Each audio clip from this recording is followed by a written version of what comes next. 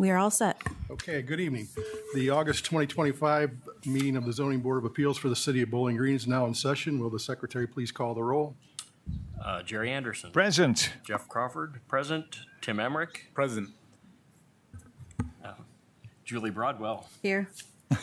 Rod Noble. Present. Whatever. David Flagger. Jay Sockman. All right, we have a quorum present. The first order of business is to approve the minutes from the June 2025 meeting that were previously circulated. Is there a motion for approval? I motion to approve the minutes. Second. I would second that. It's been moved and seconded that the minutes of the June 2025 meeting be approved. All those in favor say aye. Aye. Opposed? Okay, first of all, let me welcome you and say that we understand that when somebody tries to tell you what you can do with your property vis-a-vis the city of Bowling Green, sometimes it's hard to understand. And with that in mind, I want you to just please feel at ease tonight. We're your fellow citizens. We're here volunteering our time. We want to help you out. We want you to be able to do what you want to do with your property and enjoy your rights as property owners. There are a couple things you'll need to do to help us get to that point, but that's our goal. So just so everybody understands that. Our zoning code was updated recently, and it does provide a process that allows for projects that don't strictly conform to the zoning code to go forward, and that's through the process of granting a variance.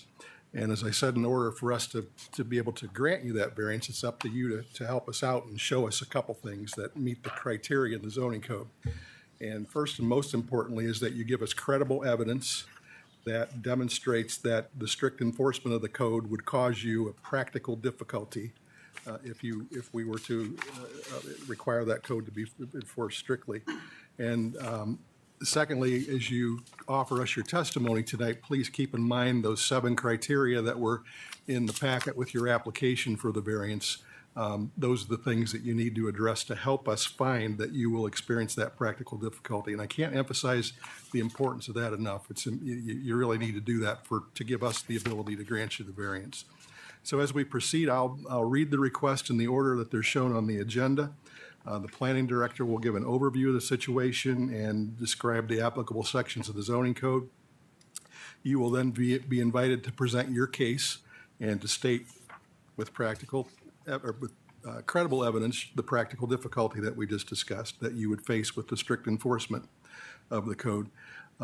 Anyone else who is here who would like to testify either on your behalf or against what you want to do will then be allowed to comment.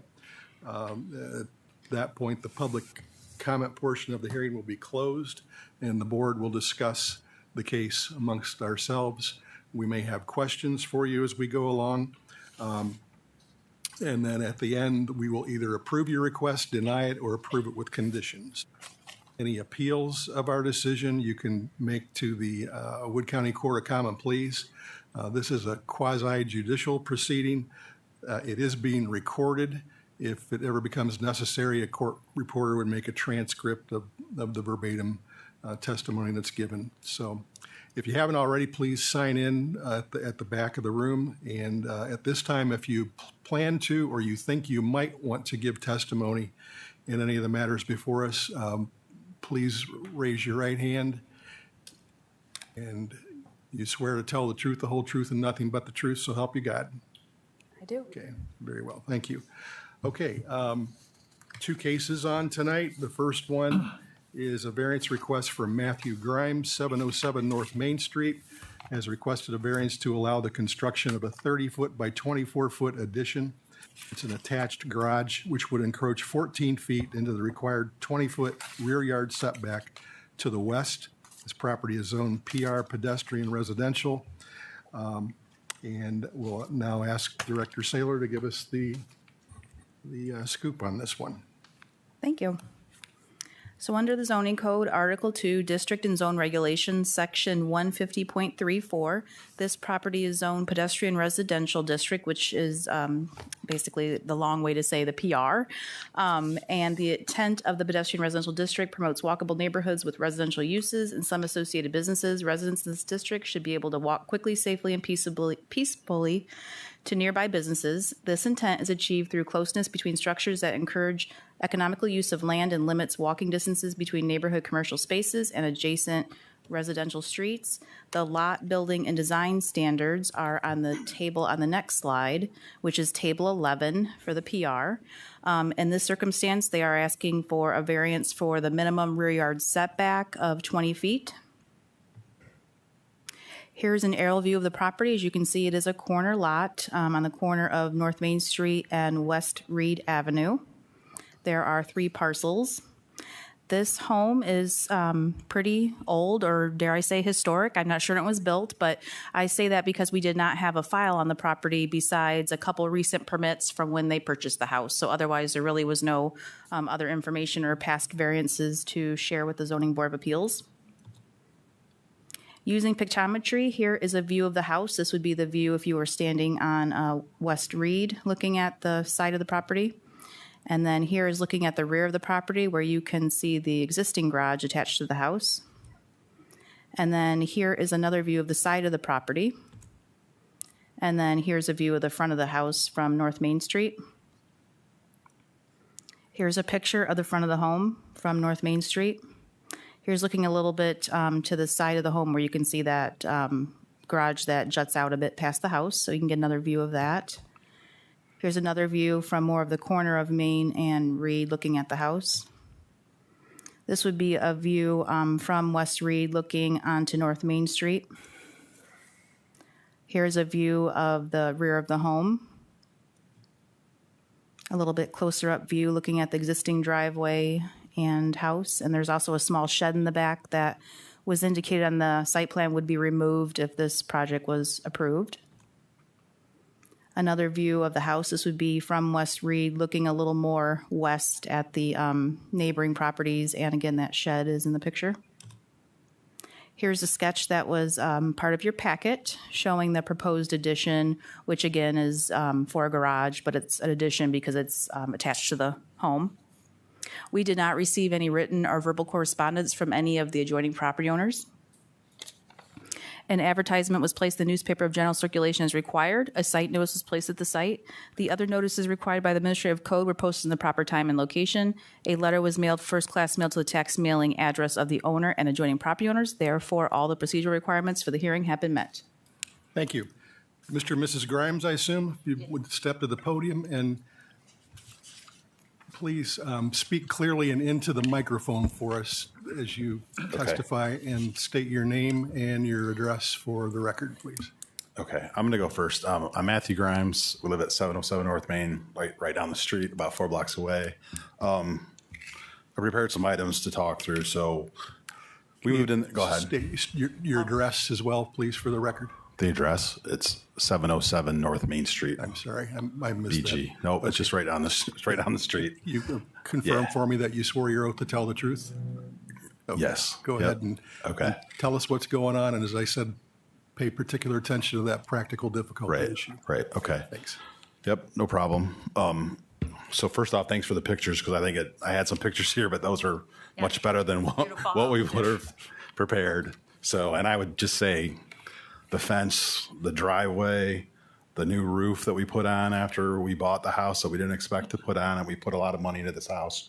We're proud of it.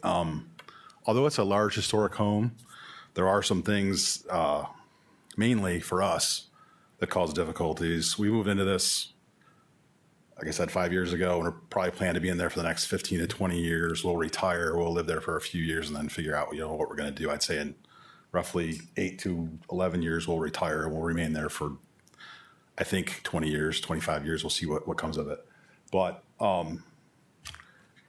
although, like I said, it's a big house, there is limited storage. We have storage below parts of the house, which is a basement, and it's a dirt floor, and the people that remodeled it put visqueen down there. So anything we store down there, one, it's hard to get to. There's not a lot of access to it. And it's not that damp, but you could get mold, moisture, things that would damage anything that we put down there. There's storage in the attic. As you can, I think that picture kind of shows it. There is an attic. It's pretty big and it's pretty cool. It's pretty old. Again, it's hard to get to. So to store anything, it's hard to put anything there. So we're really building the garage for access for us to store things and to store our cars. There is that garage there, but it's kind of a sharp turn to get in there, and it's probably about a one-car garage. We're going to use part of the access to park and then the rest for storage. So that's mainly the biggest thing is we wanted some more room and we wanted it for storage. I have some other items here just to kind of plead our case. So like I said, and what's been mentioned here, it's a historic home. I don't think it's registered or anything like that, but I think it was built in 1897. We bought it in 2019. People that bought it before us a few years remodeled it. I think it was in disrepair. They repaired it. We made improvements to it. I think people in the neighborhood notice that we decorate. We decorate for Easter. We decorate for Halloween. We decorate for Thanksgiving. We decorate for Christmas. Every Halloween, people stop by and tell us, hey, we love your house. We come by. People stop us on the street and tell us that. So a lot of that storage would be for these large outdoor items that are hard to store in the basement or up in the attic. And then that's mainly the big parts of that. I would also, go ahead. Oh, okay. All right. I would also say, if you pull up the picture of the overhead view of our house, there's really alleys on either side of our street. So like the 600 block and the 800 block, there's not one on our block. So basically, and it's a little offset, but our driveway would be to the north of where the alley is. And we repaved that for one, made it better. But so it's there. And the houses that are on our same block is what I was trying to get to is the house that's 2 doors down at the corner of Cromwell and Main. They've got a house with an attached garage that's probably 6 feet closer to Main Street than us. And then their garage extends 10 feet farther towards the west than us. So then they also have shrubs from the garage to the adjoining property. So if it's a pedestrian area, there's no way for anyone to walk through it anyways. You have to walk on the large sidewalk that's there that provides more than enough, room for people to walk to and from other houses or businesses and that. That picture also shows a pool that was there in between our houses. 715 North Main Street. I don't know if they got approval because they've taken it down now and they've moved, but they put a pool up there. So really, people don't walk through that area to begin with. I don't know if people would know that it was, somewhere to walk through at that point. And then I guess the other thing would be everything we've done has added value to our house. We think this would add value to our house and to the neighborhood. And also, it would still leave 6 feet for people to walk on the west side of our house if they wanted to. Okay. I think I fit all my points that I wanted to hit. Okay. Mrs. Grimes, did you have anything to add before we? I was just saying. Okay, first, if you state your name and address for the record. Jennifer Grimes. I live at 707 North Main Street, Bowling Okay. Green, Ohio. You can confirm for me that you swore your oath to Yes, tell the truth. swore. Okay, thank you. Yes. Yep. I was just pointing about the people walking through. There would be on the garage between our next door neighbors and ours to walk through if they had to walk through. And just with the storage again, the basement is mildewy and it is a what do you call it? Dirt floor. And then we would have area for us to park our cars for coverage for our cars. Really? Covered it. Yeah, I think that Okay. we're going. Anyone else care to offer any testimony in this matter? All right, we'll close the public comment portion of this and open it up for questions from the board. Matthew, Jennifer, I walked by your property. Thank you for what you've done with the house. Or somebody did with the house. Somebody flipped it, but you know what? A Yes. successful flip still Yes. needs a buyer. So thank you for Oh, buying yeah. the historic Yes. home. A couple of things. That shed, you're under oath. The shed's going. Yes. Yeah, the shed's going to go. Gone. Right. Gone. All right. The building that you put up out there, the 30 by 24, the 30 is north and south. I'm trying to figure this out from the drawing here, but you said it wasn't to scale. The deeper area is the east-west, The right? deeper area is the east-west, right? So it would go to the west. Right? Your back lot line there that you're going to be within 6 feet of, right? What is directly to the west of that lot line? So there's a fence, not my fence, in disrepair. Is it the neighbor's fence that Yes. faces Reed? Yeah. If Yeah. you look at all Yeah, the, if you look at the pictures. And then there's also a shed that's in disrepair and a bunch of overgrown shrubs. That's on their property? That's on their Yes. property, Yeah. right? Okay. Knowing that, do they use their backyard? no, No, they only cut their grass. Okay. What do you use the existing garage for? It's really just for storage, and we kind of extended our living space there, right? Okay. You knew about storage and parking and all that stuff when you bought the house. oh, yeah. To be fair. Sure. Okay. Sure, yeah. The other thing is, in your, do you have a design for your garage? Is there any effort to make your garage even appear to fit in with the age of the home, architecturally or otherwise? Or is this just going to be, people are going to walk out and see a standard looks like another garage? I would say it'd be a standard another Like garage. old We are gonna garage. have the roof meet the line of the house, and it's gonna be the same color, everything else too. So it should look to match. To say it's gonna be a house that would be, you know, a garage that meets an 1897 design, I would say no. But I would say it's a cool home. Like I said, there's a lot there, but you'd be surprised. Yeah, you won't. You'd From be the front, you're not gonna surprised see that how either. divided it is inside and how much there's really not as much room as you think.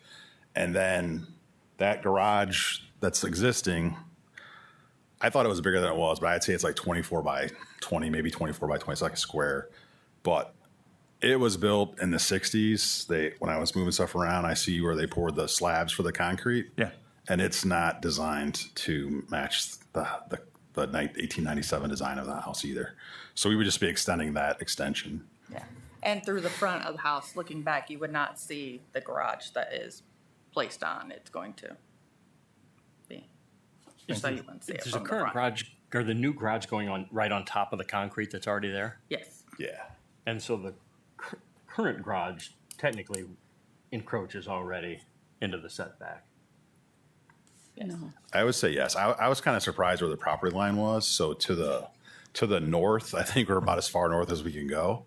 And then we're just extending it to the south, you know, within that zone. But again, I think the way that at least the way that I read it is our property, because where the porch is, it's 20 feet away from the street.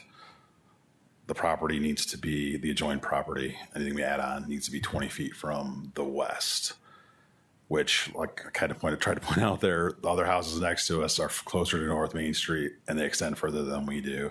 I guess we're just asking to extend further out, but we'd still have 20 feet or so in the front of our property. When I drove by, it looks like that shed is right up to your neighbors. And that's how far the garage is going to go? Like, how did you get, or who put the shed there that's so close to the other person's Yeah. property? I was confused by that. So the only records of probably anything is we put the fence in, so we had to get a permit, and then I had to get a permit to get the shed, or we had to get a permit to get the shed. So the city gave us the permit, and I think it's supposed to be 5 feet away from there, and I think it's pretty close to that, right? So Yeah. You're able to walk But between it's- our shed and their. that shed is just a metal shed. There's no foundation to it. It can just be taken apart, taken down, picked up in whole, and moved.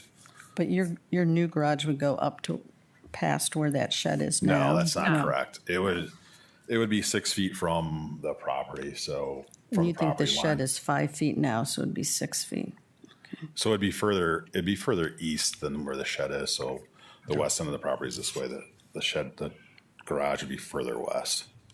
And the way you're going to further build the east. garage is so that you would drive up the driveway and you'd drive straight into your Yeah. garage. Right. Okay.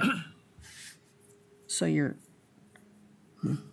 Yeah, but it would be farther from their property line because that shed, we got permission from the city to put that there and told them right where we were putting it. And I don't think that's 5 feet from their property line.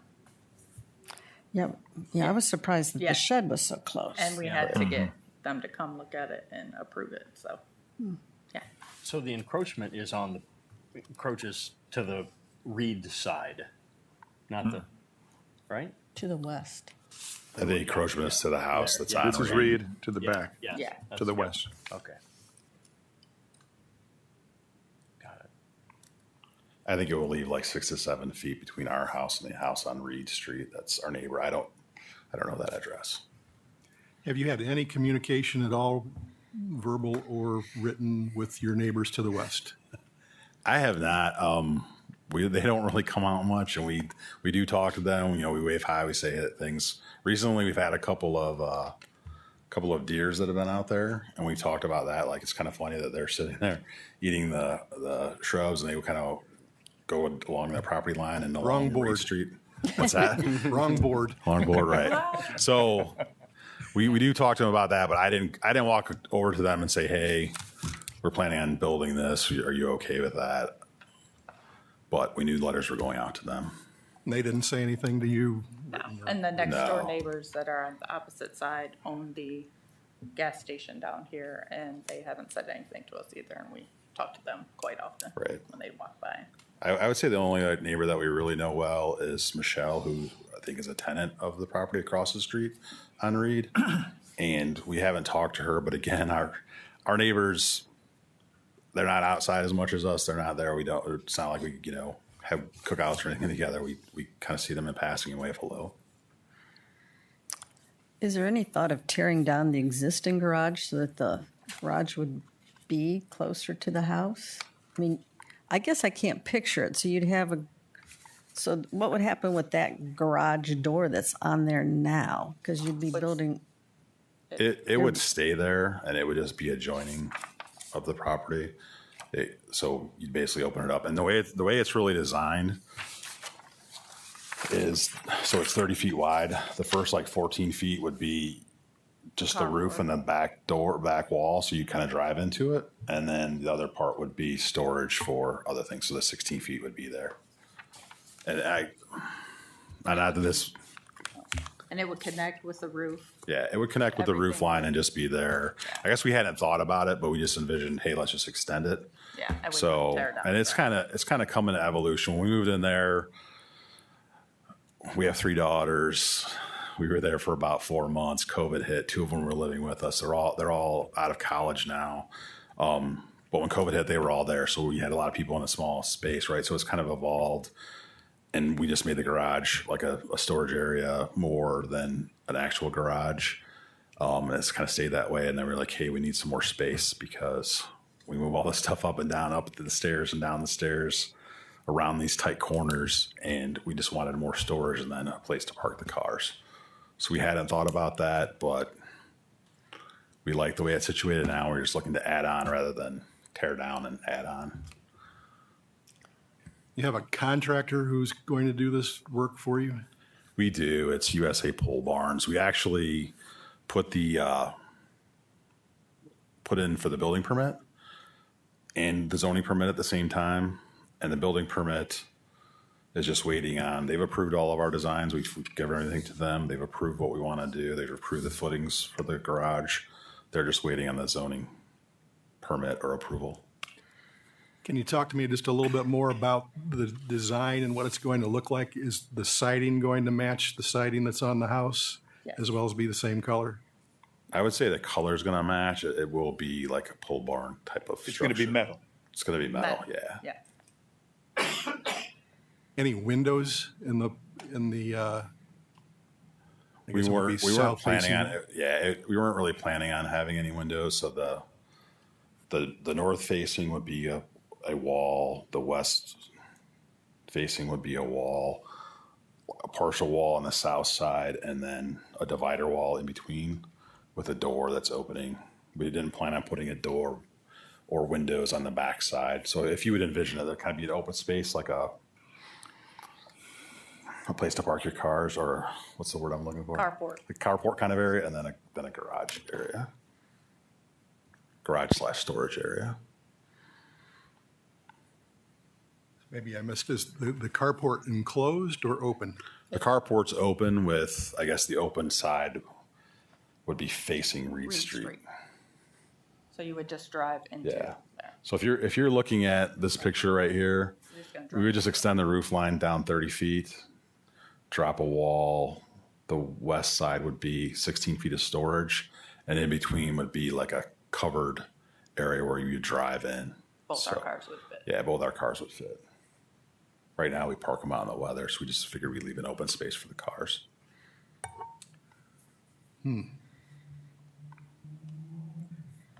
Any other questions? Any final thoughts? Julie? If it's supposed to be 20 feet from the property line and it's going to be 6, I'm not comfortable with that. And even if your neighbors don't have nice yards and things, that's really not a consideration for me. I mean, I get what you're saying. Your neighbor has a beat-up fence and shrubbery and things like that, but it just sounds like a huge, massive thing to go there. And I do get about storage. But I think that's why we have a zoning. I just think it's taking up too much space. I guess if I'm allowed to, my counterpoint to that would be is I can stand in my driveway and I can look and see nothing but rows of houses to the south that are still in that area, and look north and see nothing but houses and other things that are in that same area. So me adding a garage would just be house. Right now it's just house, driveway, houses. Yeah. I appreciate your observation on that, but we don't go by precedent. And as I mentioned in the opening, we are working under a new zoning code. My concern is the practical difficulty in the 7 criteria. I keep a little worksheet myself with the 7 criteria, and all of them don't apply, but in this case, is the variance substantial? That may be one of them that you recall is in the packet. And in my estimation, it is. It's quite a considerable variance percentage-wise from off of 20 feet. And the other thing, will the essential character of the neighborhood be substantially altered? And my concern there is that you point out that it is a historical home, at least historically significant, and I feel like that character will definitely be altered with a pole barn structure. Frankly, it's not up to us to tell you what to build it out of, but I'd be a lot more comfortable if not only the color matched, but the siding on the house matched, and maybe a window or two in there to match the windows in the home to make it look like it fits in a little bit better. And then finally, the last one, would granting the variance result in the spirit and intent of the requirement being observed? And again, I have to say that no, I don't think so, because of the extent of the variance and the impact that I feel like it would have on the adjoining neighborhoods. Those are my comments. For me, I think the variance they're asking for is for the rear yard. If you can show me where the rear yard is on this, So if it was just if this was considered a side yard, we wouldn't even, need a variance. So to me, it's not that big of an ask. Now, setbacks are important because they reduce the risk of a catastrophic fire. And I don't think, it's already very close, so I don't think it would really enhance the risk of a fire.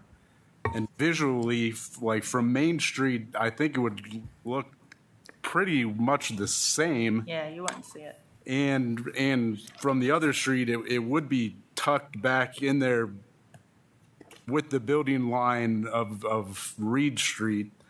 So for me, this doesn't seem like that significant of a variance. I agree with Tim. Right now, he can park cars right there.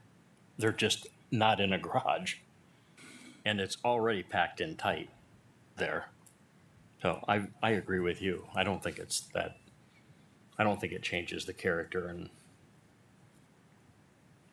Jerry, final thoughts? Yeah, I love your house, by the Thank way. you. Had We my do, eyes too. on it at one time. I remember when the house was empty, it was an eyesore, and you just Yes. drove past and said that I just feel bad. Yeah. Because you could see what could be done, and somebody got that vision, and somebody did something. So as I looked at this, when I was out there, it's like that where they're going to be, that back line, that's all I'm looking at, because that's all the variance is back there, right? You're getting close, you get 6 feet away. Once back there, and I didn't see that it would it's not going to interfere with anybody's view. It's not going to interfere. I wanted to know, that's why I wanted to know what's right directly behind you. And then you tossed in pole barn. And that's, I mean, it's going to match the house. It's going to be the same color. If you want us to put a window on the front or a window on the back, if that makes it more appealing to Bowling Green, then we can do that. It's going to be the same. It's going to be the same. It's not going to be in front of the garage. It's going to be the same line of the roof of the garage that's already You're not there. parking inside, though, are you? Yes. You're parking under a It'd be like a carport. like in between. It'd be like a carport. Yeah. And a garage. Yeah. But it's going to be the same black roof that's already there. I'd hate to set a kind of a precedent of us determining, maybe I like a pole barn and you like. I'm looking at to the. I'm looking at the house. I could see if it was from the front of the house and you would see it, then yes, but nobody's going to see it except from the side of the house. So I don't think that takes away from that beautiful house. And part of it is enclosed where you would be storing your stuff. Yes, there'll be storage, 2 cars, connect. By the way, did you get same your thing. kids home to help put up all those decorations? You would think so, but no, that doesn't No. happen. Every once in a while, right? Okay, reminder, we can either approve, deny, or approve with conditions. So if there's no further final thoughts, is there a motion for the disposition of this request? I would move that we approve the request as presented. I'd second the motion. All right, it's been moved by Mr. Crawford, seconded by Tim, that the request be approved as submitted, correct? Okay. Any further discussion? All right, Mr. Secretary, if you call the roll, please. Rod Noble, No. Tim Emmerich, Yes. Julie Broadwell, No. Jerry Anderson, No. Jeff Crawford, yes. Okay, I'm afraid your request was not approved. As a reminder, if you. Mr. Chairman, could we then consider approval as amended? Could we consider an amendment to and it would have to come from you guys. It's your ask. That's pretty irregular. Never been faced with Okay. that before. I think. that Okay, you said we could approve, disapprove, or approve with conditions. I was asked yes or no on that. Nobody asked me about conditions. I'm just asking about that, Rod, is there okay, a way to do The that? motion was to approve it as it was submitted. Down, so. Okay. Heather, am I missing something? Can someone else make a motion to approve it with conditions? Yes. I don't believe so, but I'm not the city attorney. So Yeah, that's I know. It's normally what happens is when the motion's made, if the motion is not approved, then your remedy is to appeal to the Court of Common Pleas.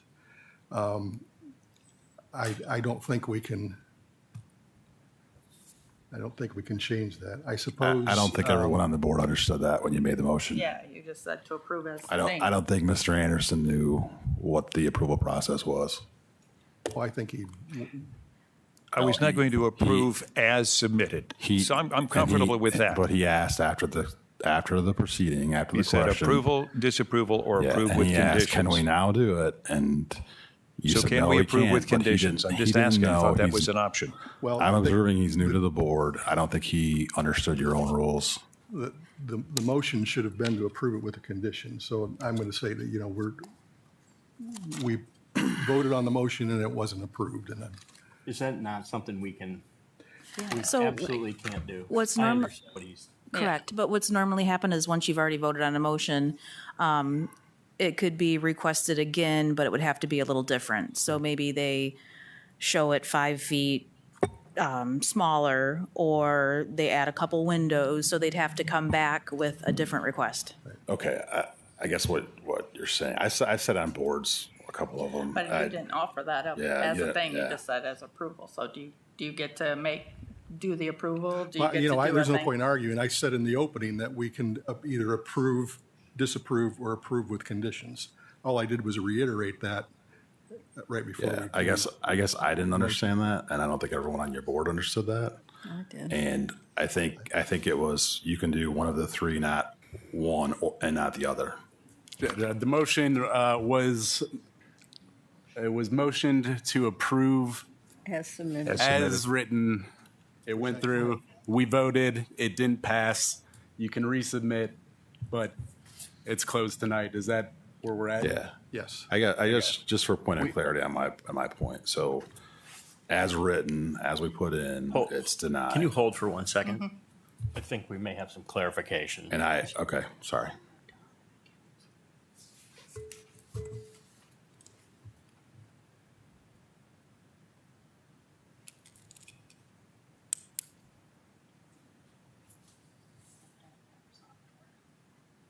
We apologize. This is an unusual procedural thing, and Right. Yeah. we're just talking.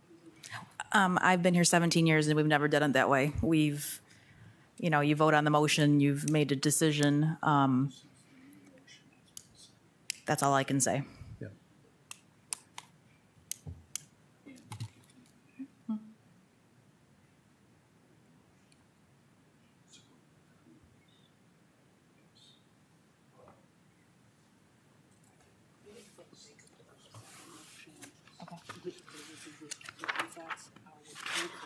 Okay.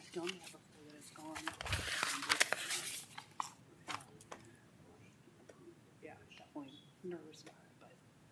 Okay.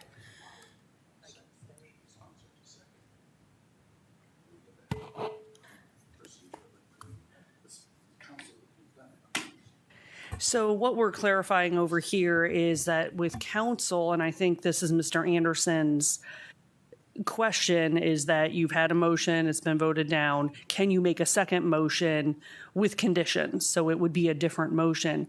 Council does use that procedure, which would lead us to believe that the city attorney would rule that that is valid. We apologize that he's not here and we don't have that answer. We certainly understand this is an unusual progression of things here, but that would be our advice, that if you're willing to accept a second motion, but that's up to the board. I feel like that's being citizen friendly. These folks are here. I'm trying to get your thing built. And But there are concerns and they're Yes. legitimate concerns. That's where we're at. All right, well, I will go ahead and make the decision then that if someone cares to make a motion that amends the request in some way that's satisfactory to that individual, that, we'll go ahead and entertain that. Is there such a motion? I would move that we consider approval of a variance to build a structure that does not go as close to the backyard as we are right now, the lot line. I think it should be something, God, I wish it were, I built a pole barn in Middleton Township, but it was sided, it matched the house, it wasn't metal. You guys are taking a historic house, and I'm trying to find out, I'm not trying to design the thing for you, but do you see the hang up we're having with, does it have windows, does it have doors? Can't the cars be inside? It's I could see that way if it was facing Main Street, but it's not. But this is getting too convoluted. I think you're going to be better off coming back next Maybe month, resubmit, guys. refiling, So resubmitting, and I guess just for a point of clarity, right? We've gone through the process of getting a bid, going through the whole thing, and then putting in an appeal. We couldn't come last month because we were unavailable at the time of your hearing. But basically, instead of going to court over this variance, we could put in a second variance, which would probably be getting other proposals to build a house that matched, or build a garage that matched the thing and recessed it, I guess, closer to the house, right? So it wasn't so close to the property line. Is that what you're saying? Submit another variance, amended, and come back? I think you heard our concerns. And what I would suggest is that you refile, address those concerns, and we'll consider it next month. And I'm sorry, I sympathize with where you are, but I think it was clear enough that we can either approve, disapprove, or approve with conditions. That was stated at least twice. The motion was made to approve it as it was submitted, and that motion was voted down. I think if you can come back, I'm not going to speak for anybody. I told you what my concerns are. We may not have, we're minus one member tonight. I don't have any idea how that person would have looked at it. We may be minus 2 of these people next time, I don't know. But I asked for an amended motion, I didn't get one, so I think we're back to where we started, that the original motion was voted down, and your best course is either to appeal to the Court of Common Pleas or come back next month with an altered request. Okay, understood. Thank you for your time. Thank you, guys. Yeah. Yep. Okay, second case, and I know from experience you're not Ally, and I apologize, but I don't remember your name. But Quick Trip has requested the following variances to allow for the construction of the following signage at 120 Freeway Court, zoned IC, Interstate Commercial District. One 229 square foot, 80-foot tall pylon sign, which is not a permitted sign type in section 150.84 sign regulations table, and would exceed the 112 square feet maximum size allowed. One 108 square foot, 22-foot tall pylon sign, which is a truck scale sign, which is not a permitted sign type in section 150.84 sign regulations table. One 184 square foot wall sign, which would exceed the 112 square feet maximum size allowed. One 14 square foot wayfinding sign, which would exceed the maximum size of 3 square feet and the maximum height of 3 feet. One 38 square foot, 6 feet 8.5 inch tall monument sign, 2 canopy signs, 20 square feet each, 2 wall signs, 20 square feet each, which are in compliance with the sign regulations. However, all signs in total would exceed the maximum number of 3 signs allowed per business by 6 signs, for a total of 9 signs, and would exceed the 336 square foot maximum total sum of all signs by 317 square feet, total sum of 653 square feet. And if you all got that, God bless you. Heather? So under Article 4, generally applicable standards, section 150.82 is the sign regulations, and there's a sign regulation table that I'll show you later. Under P, we define a wayfinding sign as a permit is not actually required. However, no wayfinding sign may have a sign height that exceeds 3 feet or exceeds 3 square feet in size.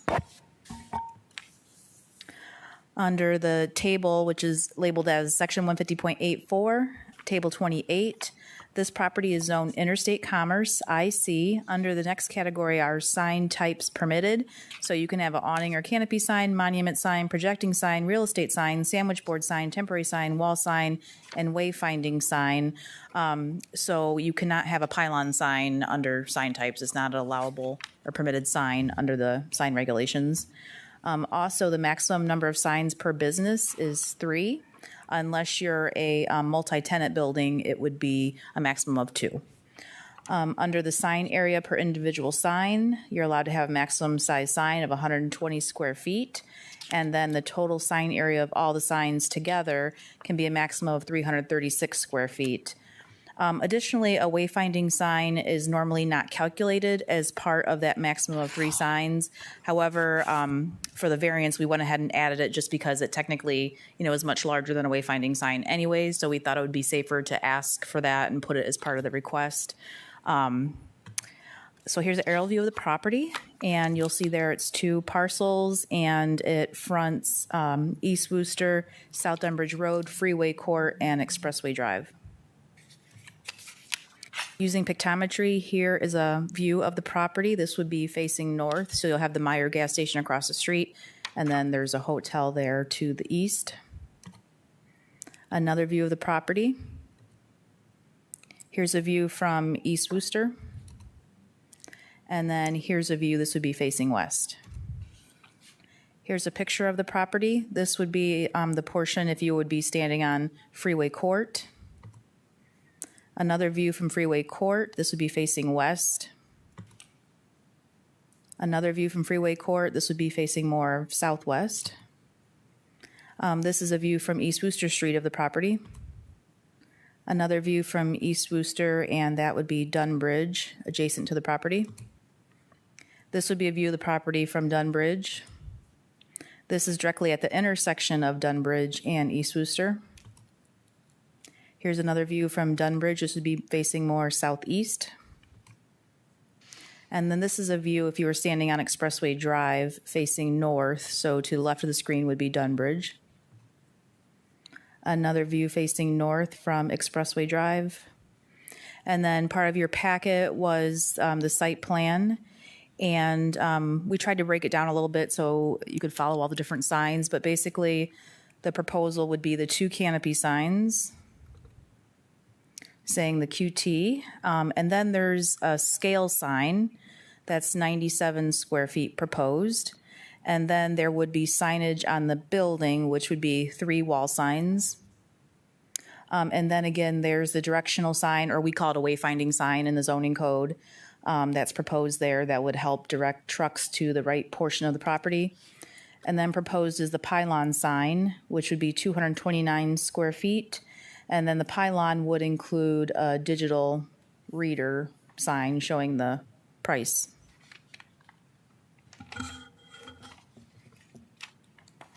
So here's a view of the sign on the canopy. These would be 20 square feet. As mentioned before, 2 of those. There's a little bit closer view of the dimensions of the sign. Here is the scale sign that would be a little over 22 feet tall and 108 square feet. These are just closer up views of things on the scale sign, so the entry and exit, really helping with directions. The scale sign also has a smaller square sign that juts out from the scale that has a speaker in it, so it's a little more functional than just, you probably honestly can't read it. Just wanted to make sure you knew what everything was on the sign. This is the main, I would call it the main wall sign that states Quick Trip. And then this shows the main wall sign with the 2 other wall signs there on the building. Another more detailed view. Here again is the more detailed view of the wayfinding sign for trucks, which would be approximately 14 square feet and 5 feet tall. And then here's a proposed pylon at 40 feet tall, I believe that says, and then 229 square feet. And then here's the sign with the digital reader board, so I assume they'd have it, open soon, and then once open, they'd want to use the price points. And here's a closer view of the top of the pylon sign, and then a closer view showing the dimensions of the price signs. So we did not receive any written or verbal correspondence. You'll probably recall you saw this project, I think maybe about a month ago, was it June? And for other variants, so this is just concentrated, of course, upon the signage. An advertisement was placed in the newspaper of general circulation as required. A site notice was placed at the site. The other notices required by the Administrative Code were posted in the proper time and location. A letter was mailed first-class mail to the tax mailing address of the owner and adjoining property owners. Therefore, all the procedural requirements for the hearing have been met. Okay, thank you. Let's come to the microphone to state your name and your address for the record.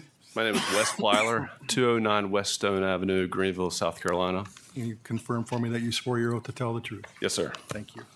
Tell us what's going on with the signs. Can I pass these out to y'all? Sure. What was your first name? Wes? Wes. Thank you. And I'm sorry, I didn't get your last name. The papers were ruffling. Plyler. Plyler. Do you have a copy of this for the city, too? Thank you. Yes. Good to see you again, young man. See you. Thank you.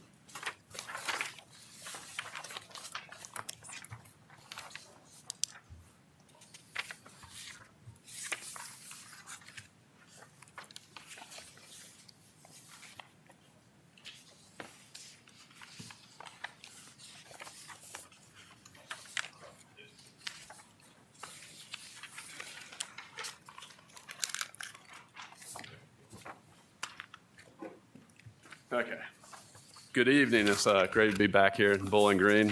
Thank you for taking the time to listen to Quick Trip's variance request for signs.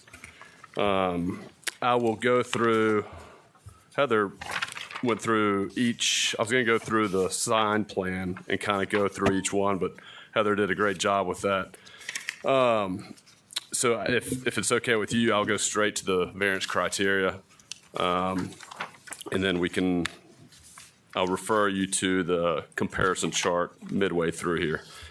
Number one, whether the property in question will yield a reasonable return or whether there can be any beneficial use of the property without the variance. QT wants to make sure they are not at a competitive disadvantage with other similar uses in the area and would like the same opportunity as they have when it comes to signage and brand visibility. Whether the variance is substantial. It is significant from the written code, but not what is currently built along Wooster. It would not create a noticeable or significant difference.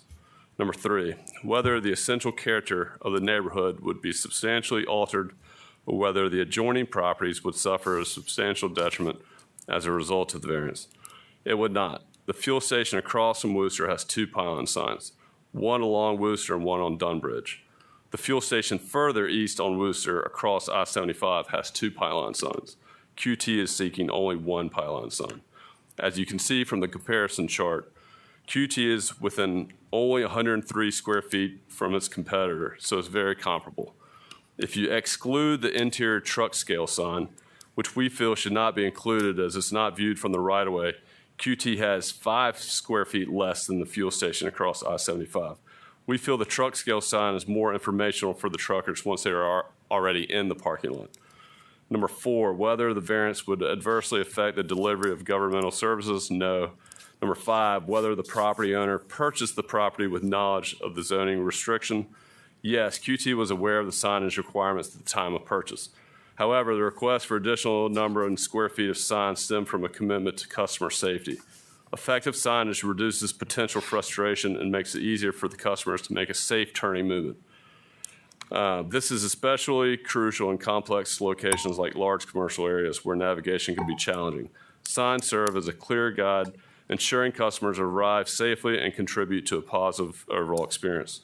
QT also wants to provide Bowling Green a modern, consistent, and visually cohesive development that aligns with Quick Trip's national design standards. The proposed signs reflect the company's uniform architectural style, which emphasize clean lines and brushed aluminum finishes that increase visibility and brand identity without appearing bulky or intrusive. Number 6, whether the property's owner predicament feasibly can be obviated through some method other than variance, no. And number 7, whether the spirit and intent behind the zoning requirement would be observed and substantial justice done by granting the variance. Substantial justice would be done based off the precedent of existing commercial businesses along Wooster. So the other sheets in that packet that I provided, one was the comparison. I jotted down some notes when I was here 2 months ago with the competitor down the street, and that's why I was just showing you side by side. Pretty close. If you look at that, the wall signs, Quick Trip is only plus 19 square feet. Actually have one less than they do. The canopy plus 15. Pylon, they have 91 more. Quick Trip is proposing a monument sign where the competitor didn't, and the scale and the directional. Like I said, we're 103 square feet off of that, but if you exclude the truck scale, pretty close. Another is kind of shows you the graphic, the rendering of what those the canopy signs, the building signs, what they really look like to scale. And with that, I'd love to entertain any questions. Can you tell us more about the scale signs? The scale sign is just really it's just to direct the trucks onto the scale. Did they like drive under it? They drive under it. That's why it's 22 feet tall. Right. Okay. So yeah, and that's why I consider a pylon. But yeah, it's. Have you considered any other designs for that? That's above me. Yeah, I don't know if they've ever done a scale without a trucks with a scale sign. To be honest, like this, yeah, but we can ask. Yeah. I don't know. I'm trying to get educated here. Right.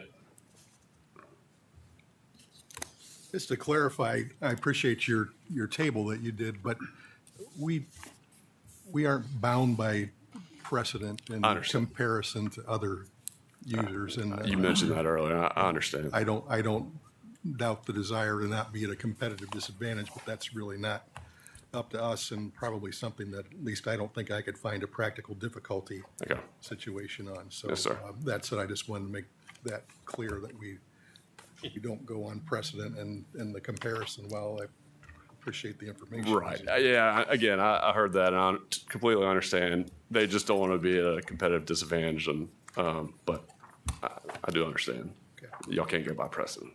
It does speak, though, to changing the character of the neighborhood or the area. I mean, it's this.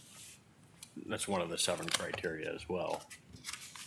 Is it in line with other businesses or like businesses in that area? Well, the character of the neighborhood is going to change dramatically with the construction of the truck stop.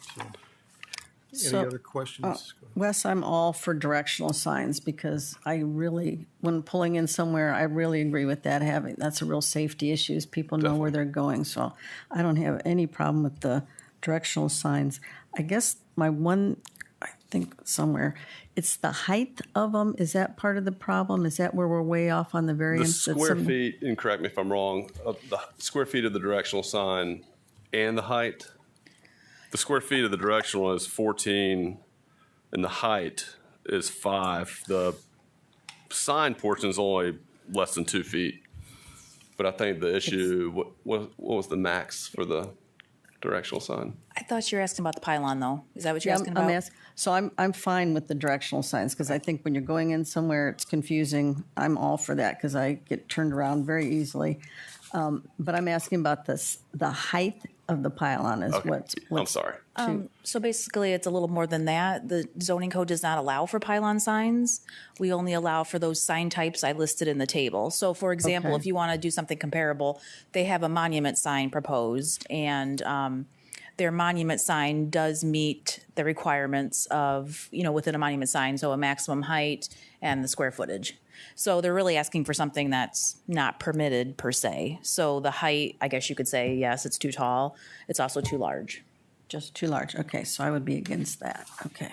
Yeah, and they're proposing 80-foot pylon sign, which is 229 square feet. Similar to, well, we've talked about precedent. I won't bring that up. Now, how tall is your biggest sign? 80. All right.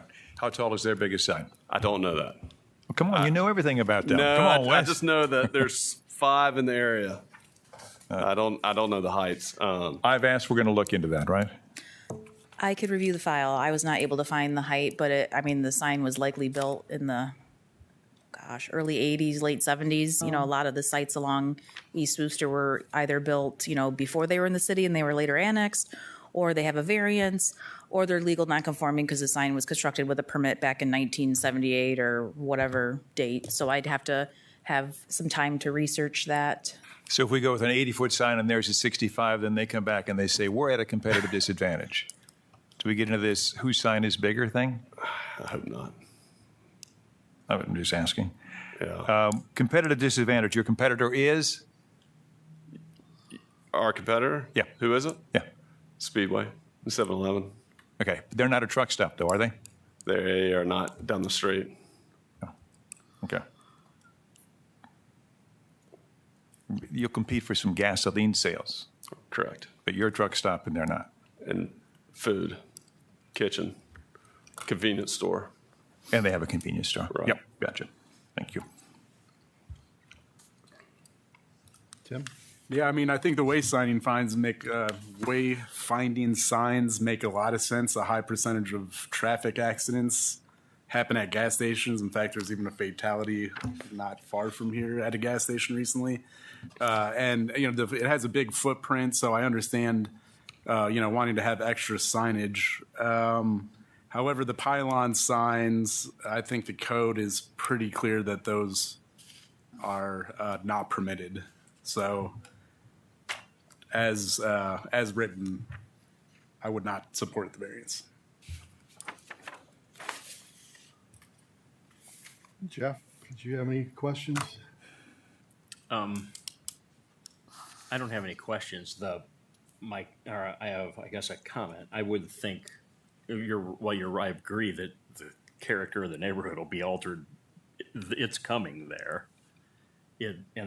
What I was referring to on the 7 criteria, whether the essential character of the neighborhood would be substantially altered. But this looks like every other business like this to me. The signage when I see these pictures. So it doesn't. This request seems reasonable to me. I dare mention the word approval with conditions. Again, I get the impression that you aren't authorized to. Most likely, propose no. or I know accept that conditions. if the 80-foot is an issue, they're willing to go below that. If the 80 is the hang up, or if the whole thing is no pylon at all.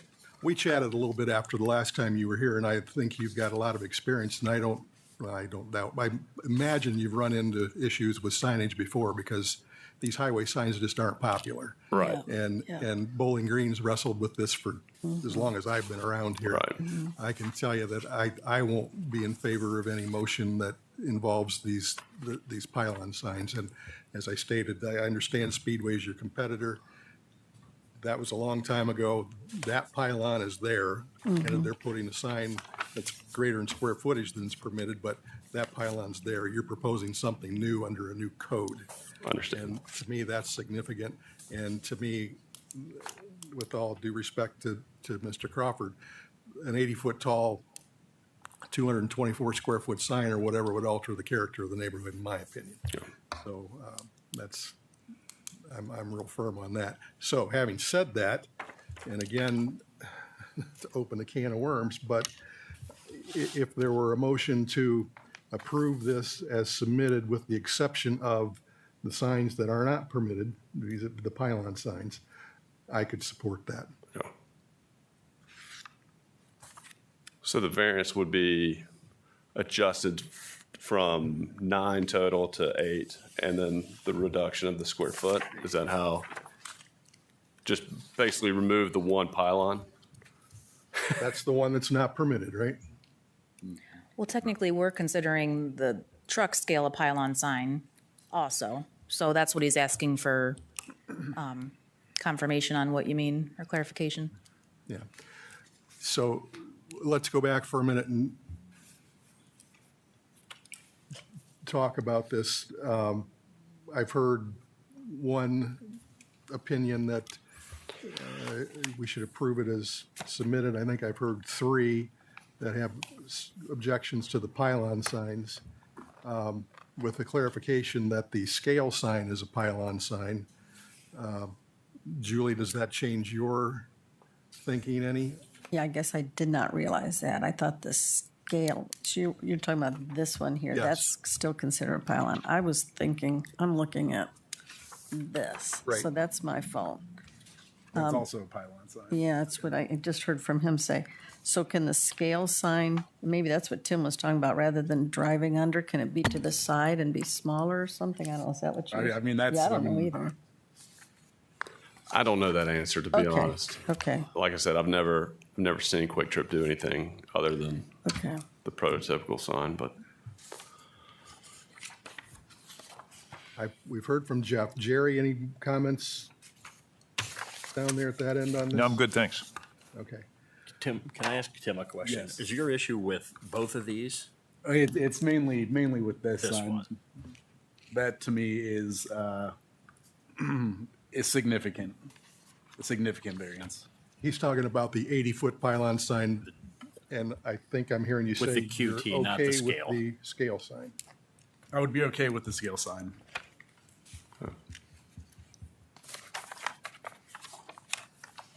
I was until I realized that's also pylon. So if I say no to pylons, then Yeah, that's the sticky wicket. But I am no to pylons. I'm clear on that. with my I've vote. seen at other truck stops those scale signs, and they're very much like what you're employing here. And even though it's a pylon sign, just to clarify again, what's the height of that one? 22 feet. But again, I guess I would be okay to compromise with doing away with the 80-foot pylon sign and allowing the 22-foot scale pylon sign, and approving the rest of it as submitted, is my feeling. It is sort of in the middle of the footprint of the parcel, so it doesn't maybe seem as significant. So Well, you certainly want them to know where the scales are, so that's why I didn't have an objection to that. I thought that was a directional sign we were talking about, so, It seems like it to me too. yeah. Tell people where they need to go. okay, any final thoughts from anybody before we dispose of this one? Is there a motion? I'll make a motion to approve the variance request as submitted minus the 80-foot pylon sign. Second. I would say, thank you. Okay, it's been moved and seconded. Any discussion? Mr. Secretary, call the roll, please. Jerry Anderson. Yes. Jeff Crawford. Yes. Tim Emmerich. Yes. Julie Broadwell. Yes. Rod Noble. Yes. Your variance has been approved with the condition that the pylon sign is, an 80-foot pylon sign is not included. sounds good. Thank you all so much for your time. Really appreciate Wes. it. Thank you. Anyone care to visit us from the lobby? Mr. Harold? I was not sworn in. It's lobby visitation. Do you want me sworn in? You swear to tell the truth, the whole truth, and nothing but the truth, so help you God. I do. State your name and address for the record, please. Thank you. William Harold, 1030 Conneaut Avenue, Bowling Green. I have been coming to Zoning Board of Appeals meetings, started in, I got to say this right, I started in the 1980s. And I haven't gone the entire time, but I think you'd be hard pressed to find anyone that's been to more meetings other than perhaps Heather and Lori. And Judy Ennis. And I've seen a lot of issues. I've seen the characteristic of Zoning Board of Appeals as a group, and you get different personalities. And I want to tell you that I am really impressed with how you handled the items tonight. You asked the right questions, you approached it the right way, all that without Judy being here, which is amazing. And I just want to encourage you. Yeah, there were a few glitches tonight, but you were very thorough, and I want to thank you for that. And I cannot imagine why this room isn't packed for Zoning Board of Appeals meetings, because what would be a better place to be than here for these meetings? So thank you, and keep up the good work. Well, I really thanks for your appreciate it. comments. Appreciate it. Thank you. Thank you. We've discussed a couple of times, and I know between ourselves from time to time about the potential for getting together for a work session, for lack of a better term. And I think this evening is a perfect example of why that might be constructive, to talk about things like how we make motions, how we get to the point where requests can be amended. Does it have to be done by the applicant? Can we do it? Can we attach conditions? All those sorts of things. And discussion of that crazy, god-awful term, practical difficulties that we all wrestle with. And just how the meetings run in general. We talked about doing it this evening. I knew that David wasn't going to be here. I'd really like for everybody to be present. So if we don't have too heavy of an agenda, actually I told my wife I'd probably be home by about 7:45 tonight. But if we don't have too heavy of an agenda in September or October, does everyone plan to be here for those I do. meetings? Yes. Jeff? Yeah. Okay. I sent a message to David Flieger today asking him if he would be here, and I didn't hear back. I'll reach out to him and to Jay, and hopefully we'll get a September or October. Is that okay with you, Heather? Yes. One of those? Hopefully Jeff and Jay can be here one of those months for sure, and we will send out a notice and add that to the agenda and spend, I don't know, half hour, 45 minutes, I'd hope. Wouldn't take any longer than that. I'd have an agenda put together with some talking points, and we could just sit and hash some of these things out so that we're on the same page, and when we're faced with issues like we were tonight, we don't have to fumble around, and we'll know how to deal with it, hopefully. So, sound good? Great. Okay. Right. Is there a motion to adjourn? So moved.